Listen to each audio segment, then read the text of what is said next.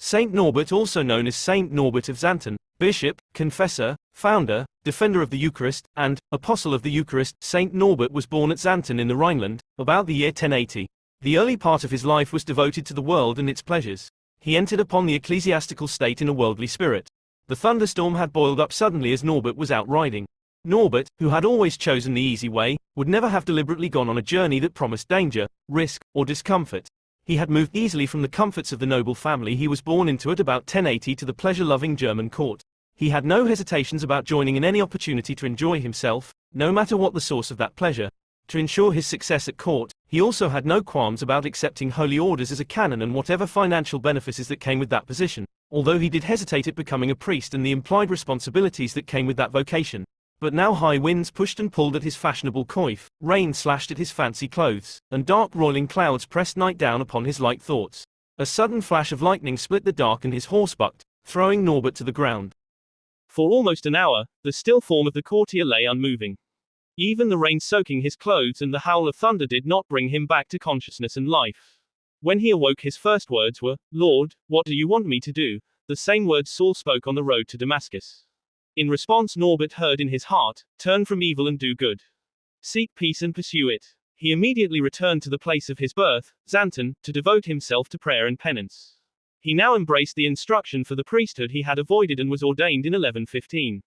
His complete conversion and new ways caused some to denounce the former courtier as a hypocrite. Norbert's response was to give everything he owned to the poor and to go to the Pope for permission to preach. With this commission in hand, he became an itinerant preacher, traveling through Europe with his two companions. In an extreme response to his old ways, he now chose the most difficult ways to travel, walking barefoot in the middle of winter through snow and ice. Unfortunately, the two companions who followed him died from the ill effects of exposure. But Norbert was gaining the respect of those sincere clerics who had despised him before. The Bishop of Laon wanted Norbert to help reform the canons in his see, but the canons wanted nothing to do with Norbert's type of reform, which they saw as far too strict. The bishop, not wanting to lose this holy man, offered Norbert land where he could start his own community. In a lonely valley called Piemonte, began his community with 13 canons. Despite the strictness of his regulation, or perhaps because his reforms attracted many disciples until 8 abbeys and 2 convents were involved. Even the canons who had originally rejected him asked to be part of the reform.